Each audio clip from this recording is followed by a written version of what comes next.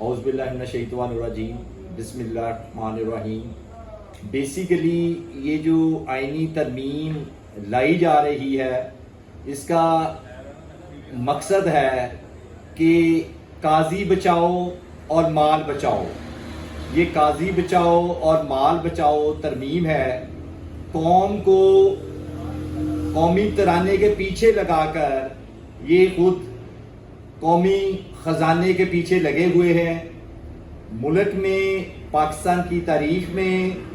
اور یہ ٹائم دیکھ لیں، یہ اس وقت جو میں آپ سے بات کر رہا ہوں اس وقت یہ لوگوں کو ڈرا کر، ایم این ایز کو ڈرا کر دھمکا کر پارلیمنٹ میں لا رہے ہیں اور پاکستان کے ساتھ یہ ظلم و بربریت کر رہے ہیں۔